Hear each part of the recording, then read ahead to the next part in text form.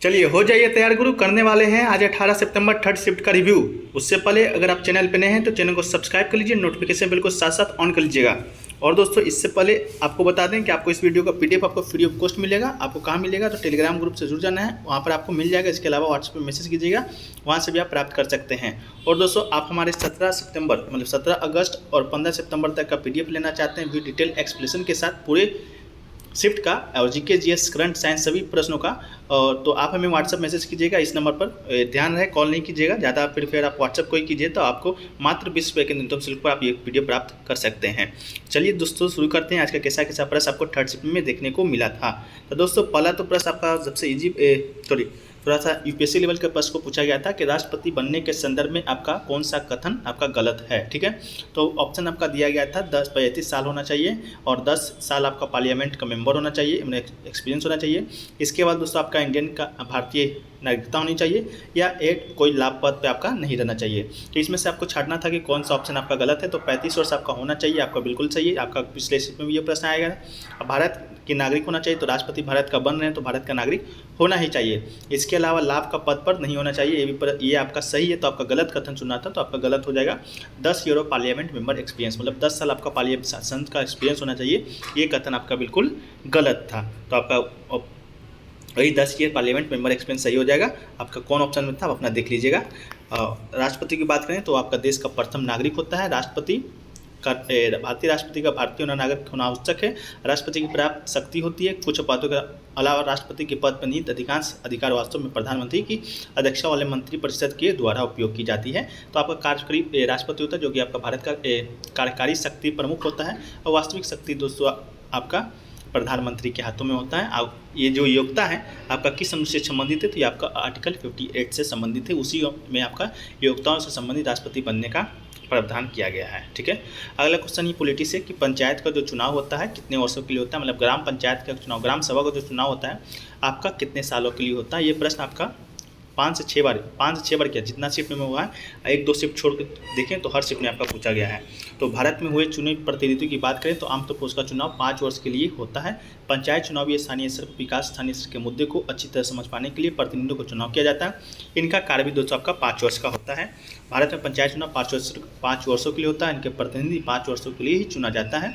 तो आपका 5 वर्ष ही बिल्कुल राइट आंसर था। चलिए अगला क्वेश्चन दोस्तों आपका जिप्सम का सूत्र प्लास्टर ऑफ पेरिस का सूत्र में मिलाने के लिए आया था। तो देख लेते हैं। प्लास्टर ऑफ पेरिस का जो रासायनिक सूत्र होता है आपका CaSO4H2O आपका प्लास्टर ऑफ पेरिस का सूत्र होता है। जिप्सम के सूत्र की बात करें तो CaSO4 2H2O आपका जिप्सम का सूत्र होता है। तो आप ऑप्शन के अनुसार अपना मिला लीजिएगा।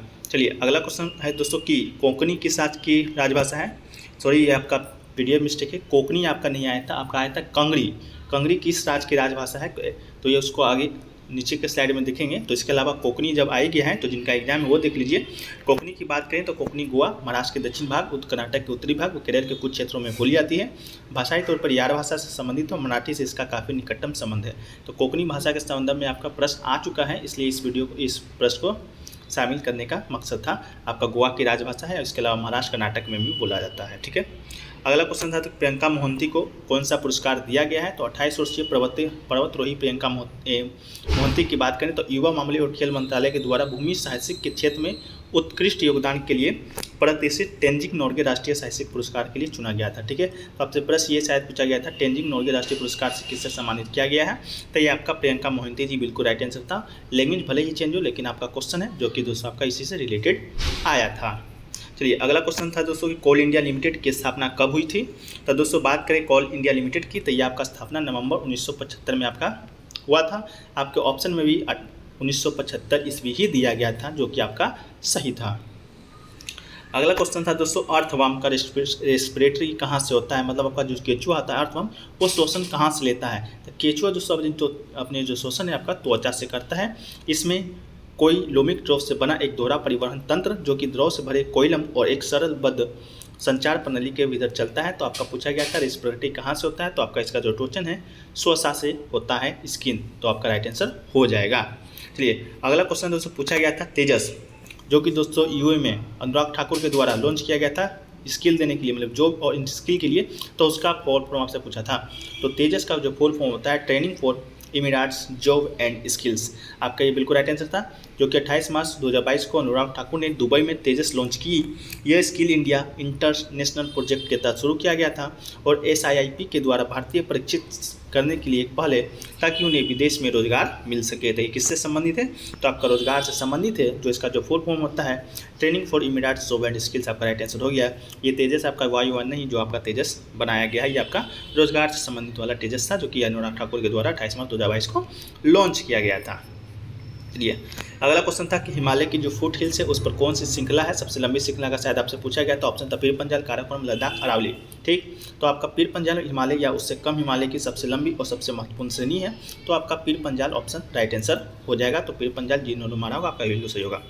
चलिए, अगला क्वेश्चन पूछा गया था कैल्शियम हाइड्रोक्साइड को जल के साथ अभिक्रिया कराने पर क्या उत्पाद आपका मिलेगा? तो कैल्शियम ऑक्साइड जल के साथ तीव्रता से अभिक्रिया कराएंगे तो आपका कैल्शियम हाइड्रोक्साइड बनता है।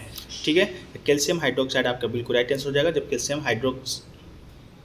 कैल्शियम ऑक्साइड का जल के साथ अभिक्रिया कराएंगे तो कैल्शियम हाइड्रोक्साइड बनेगा। ठीक है, अगला क्वेश्चन दोस्तों पूछा गया था कांगड़ी कौन सा राज्य की भाषा है? तो कांगड़ी जो कि दोस्तों उत्तर भारत में बोली जाने वाली एक इंडो आर्यन भाषा है। मुख्यतः कांगड़ा, ऊना और हिमाचल प्रदेश के हमीरपुर के कुछ हिस्से के साथ पंजाब के गुरदासपुर, रूपनगर, होशियारपुर जिले के कुछ हिस्से में बोली जाती है। ठीक है, तो आपका जो कांगड़ी भाषा है आपका हिमाचल प्रदेश और पंजाब दो स्थान पर बोला जाता है। ऑप्शन में देख लीजिएगा, कोई आपका एक ही ऑप्शन आया होगा तो आपका टिक कर लीजिएगा। अगला क्वेश्चन पूछा गया था दोस्तों 16 years old all Indian chess player defeat whom in 2022। मतलब कि आपका जो 16 वर्षीय भारतीय ग्रैंड मास्टर है प्रज्ञानंद जी, वो आपको किसको हराकर दोस्तों आपका किसको हराया था 2022 ईस्वी में, ये आपका प्रश्न आया था। तो बात करते हैं 16 वर्षीय भारतीय ग्रैंड मास्टर आर प्रज्ञानंद ने नॉर्वे के विश्व नंबर 1 मैग्नस कार्लसन को हराकर बड़ी जीत हासिल की है। तो मैग्नस कार्लसन आपका बिल्कुल राइट आंसर था, जिसे कि 2022 में हराकर ये आपका भारतीय ग्रैंड मास्टर बने थे आर प्रज्ञानंद जी। तो मैग्नस कार्लसन आपका बिल्कुल राइट आंसर हो जाएगा। अगला क्वेश्चन था दोस्तों आपका कि कौन सा जो अपना जानवर है जो कि अपना जेंडर यानी कि लिंग चेंज कर सकता है? आपके पास ऑप्शन था मछली था, घोंगा था और दो ऑप्शन दिए गए थे, तो उससे रिलेटेड नहीं जाना है। आपका जो घोंगा है वो आपका जेंडर चेंज कर सकता है, तो आपका घोंगा बिल्कुल राइट आंसर हो जाएगा।